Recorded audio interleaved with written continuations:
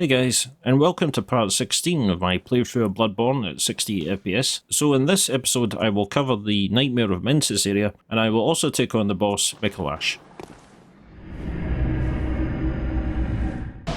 So in order to get to the Nightmare of Mensis, we simply go back to the second floor of the lecture building and run right down to the far end of the hall and go through the doors, and this will take us straight there.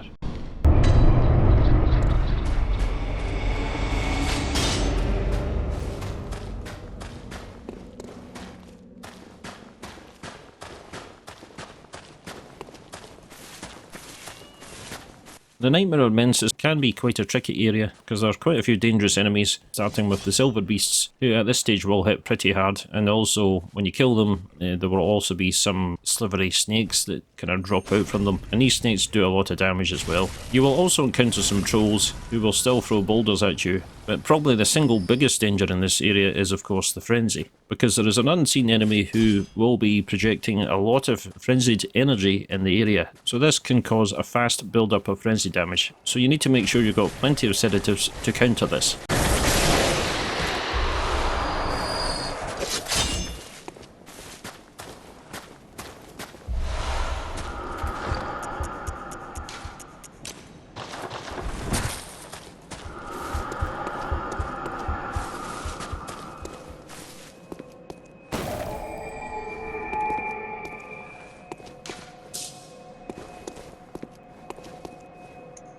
It's also a good idea to have some blue elixir at your disposal, because this will help disguise you from the enemies, and it will also help you with not being detected by the frenzy. So yes, it is definitely a good idea to have some blue elixir as you're running through this area.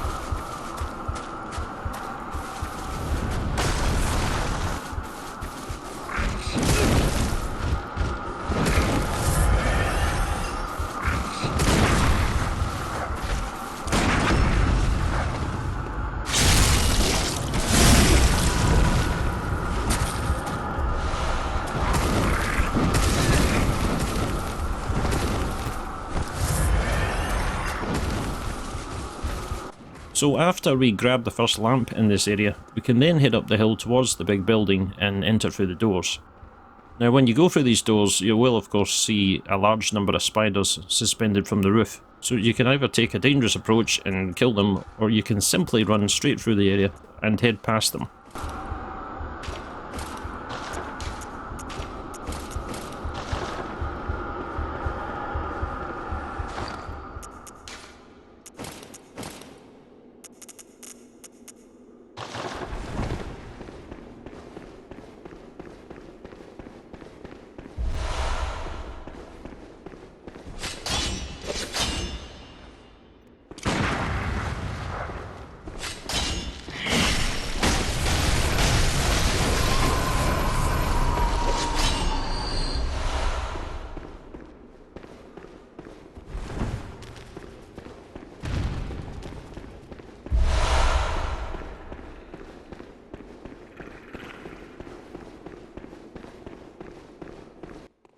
However, as you go down the pathway, you will encounter one of the scholars, who is quite tough to fight, because he is armed with Ludwig's Holy Blade, and Ludwig's Holy Blade does a lot of damage, and the scholar can even potentially one-shot a player in its great sword form. He also uses the Rosmarinus, which of course fires out Arcane Mist, which also is quite dangerous.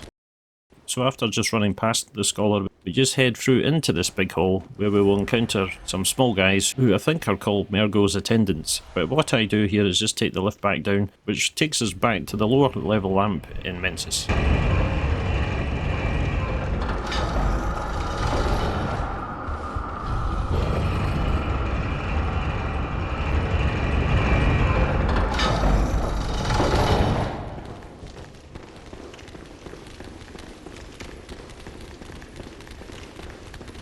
So as we take the lift back up, we will find if we go downstairs, Mergo's attendants will become hostile, and there is a bigger Mergo assistant who has a weapon which hits pretty hard, so you need to really watch out for them. And what you need to do is take a lift at the far end, and this lift takes you up to another area and will lead to the boss of this area.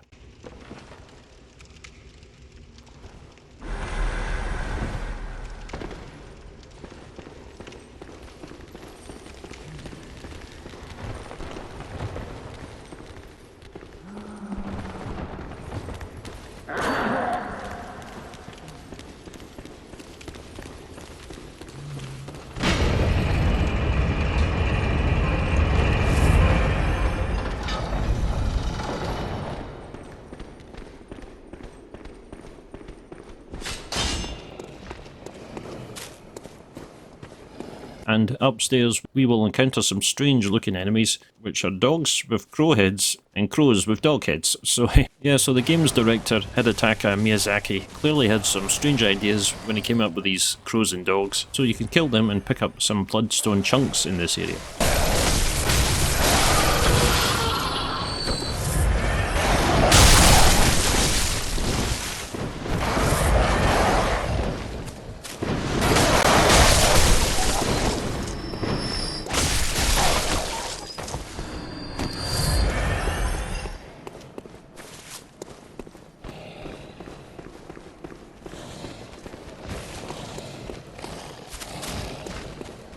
There is also a cage elevator which we can take in this area, which will take you back down to the lower level Mensis lamp. So again, this is a pretty handy shortcut, which if you ever die to the boss in this area, you can take this elevator cage back up.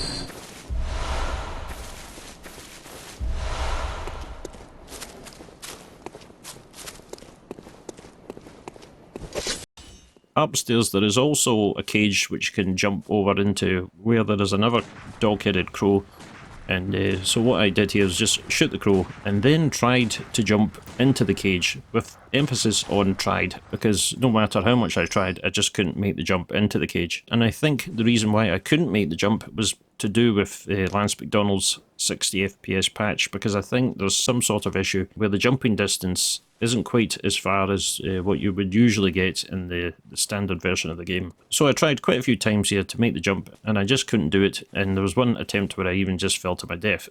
So in the end I just had to give up on it, which is a shame because you do get a pretty good blood gem in that cage.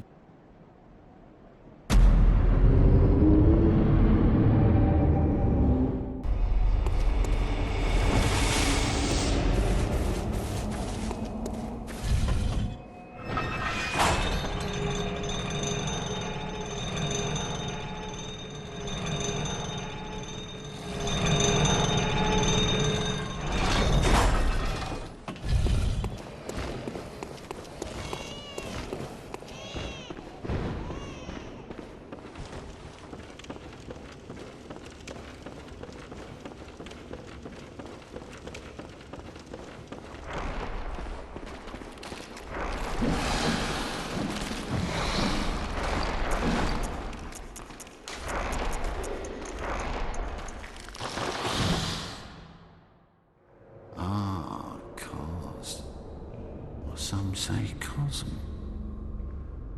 Do you hear our prayers? No, we shall not abandon the dream. No one can catch us. No one can stop us now.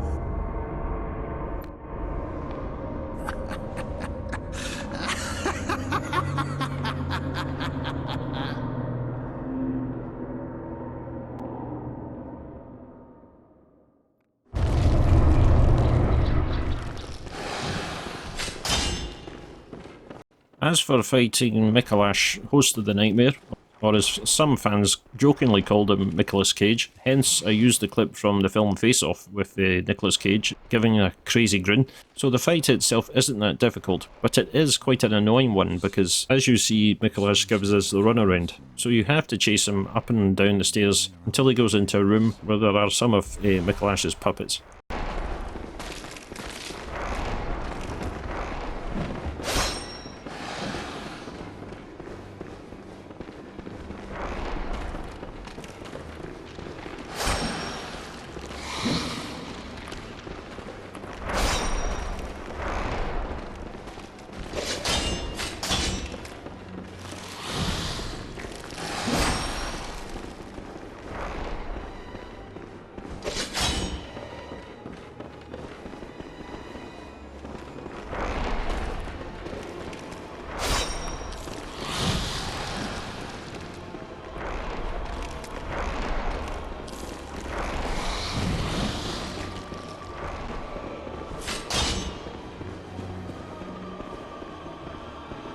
And the best thing to do here is to kill the puppets first before you take on Micolash. Micolash himself isn't too difficult here, but you need to watch out for his Augur of Abritus attack, which can stun lock you and does deal a fair bit of damage. But at this stage that's the main danger that we have to deal with here, and you can easily quick step to the side to avoid it.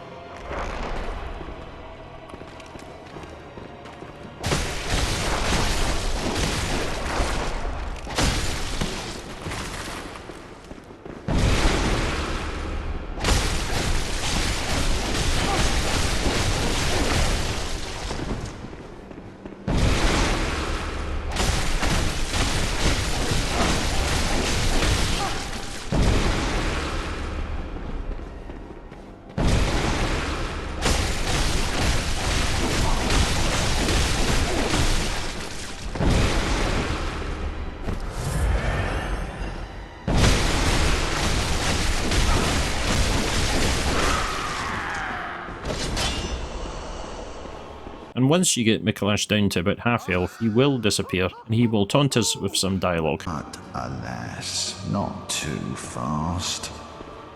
The nightmare swirls and churns, unending.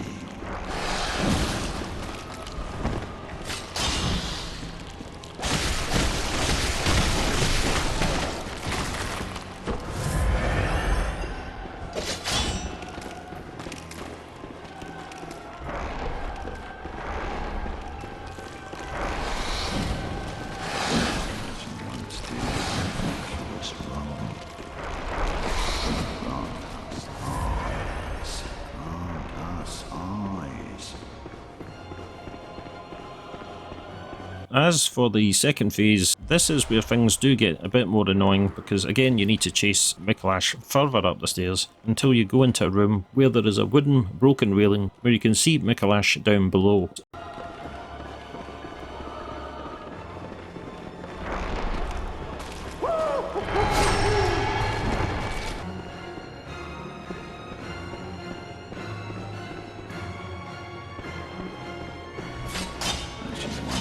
For the vacuous moon. Grant us eyes, grant us eyes.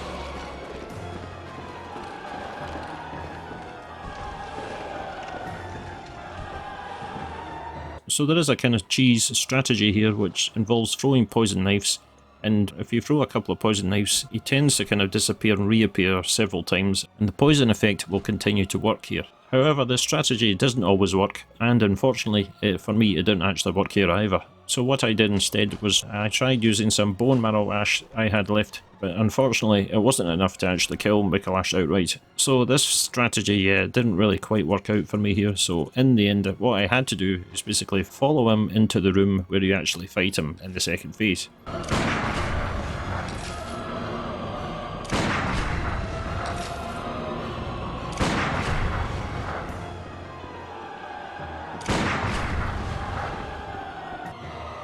Cosmos, of course. Let us sit upon it. So the fight with Micolash in the room in the second phase is a bit more difficult because this time he actually attacks you with his fists, and in addition to using Augur of Arbitus, he can also cast a Call Beyond, which is definitely one of the most powerful arcane spells in the whole game. This spell does massive amounts of damage and can easily one-shot a player if they get caught in it. He also staggers you with Arbitus, and he can also perform visceral attacks. The Call of Beyond attack aside, he's not too bad in this phase.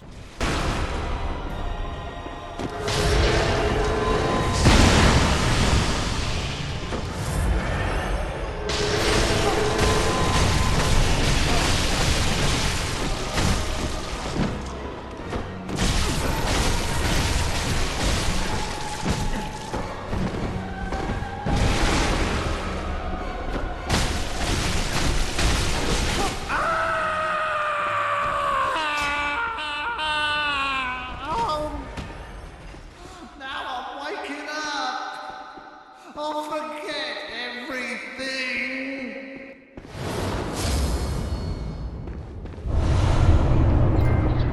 And that's it for Micolash. Yeah, he's not too difficult a boss, but he is certainly very annoying, and it's good when you finally get him down, because all that running around after him does get pretty tedious. And with him now gone, we can now access an upper level of the Mensis area, but I will leave the upper area of Mensis for the next episode.